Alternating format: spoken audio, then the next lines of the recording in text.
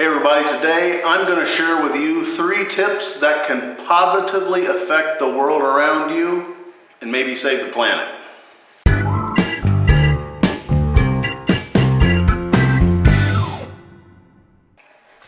Hey everybody, I'm James, and normally I am the host of Rattlecan Guitar Restorations and Mrs. Rattlecan's house over on YouTube, but today I'm just a guy talking to you, talking to another person.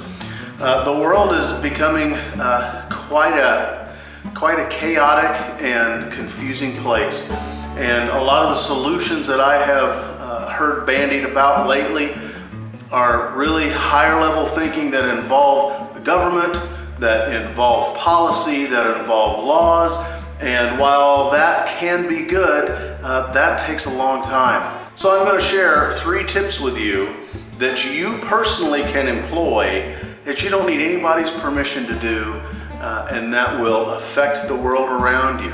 And tip number 1, start with a 6-pack. Now, don't get me wrong, let me explain myself.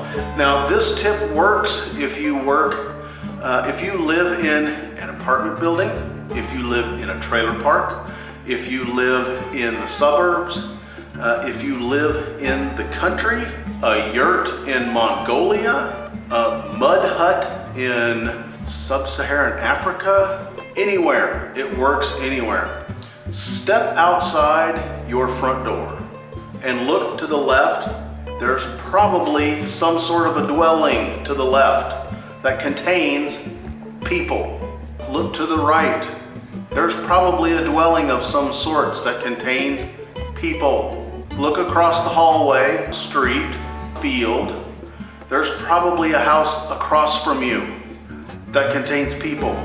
And there's probably a dwelling of some sorts to the left and right of them.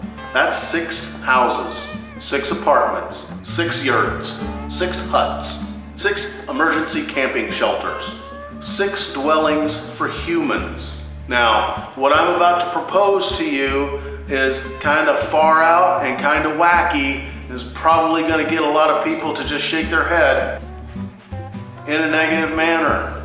Get to know those people. Walk across the street, knock on the door.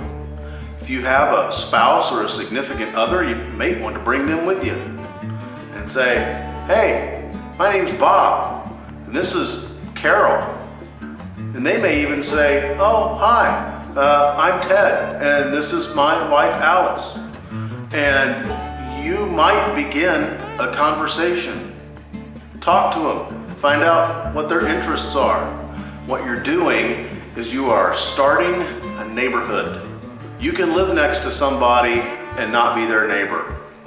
I've lived in neighborhoods where the backyards all had cinder block walls on 3 sides of it. And you could go for a very long time and never know who the person was next door to you. Start to know your neighbors. Know who they are.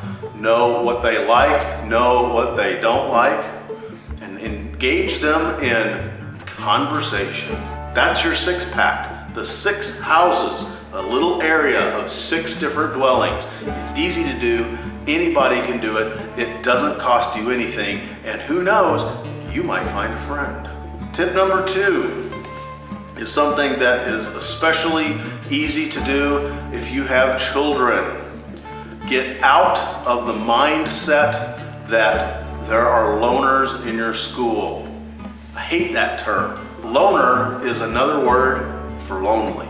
There's a kid in your class and no one talks to him, and they might pick on him, and he's not popular, and he doesn't dress like all the cool kids, and he's a human being every bit as much as any of you are. Have your kids start talking to the kid that sits alone.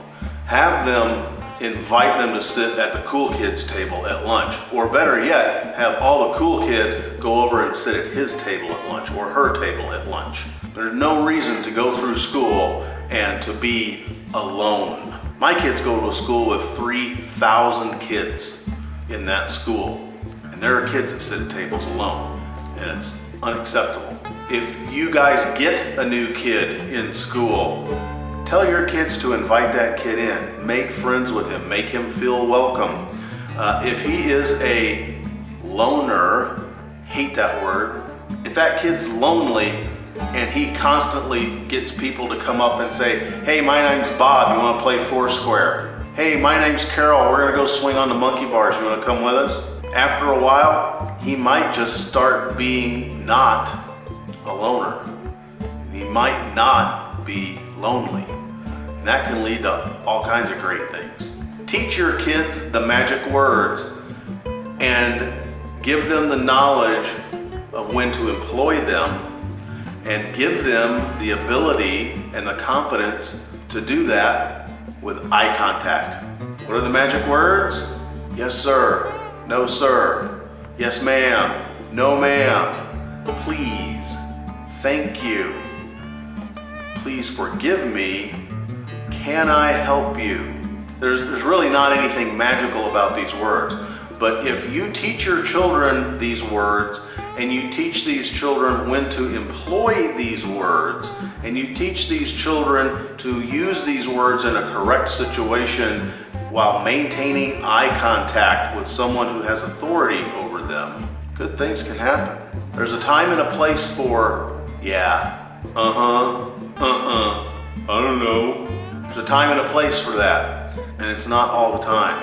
Respect for other children and respect for the people who have authority over those children's lives makes life easier.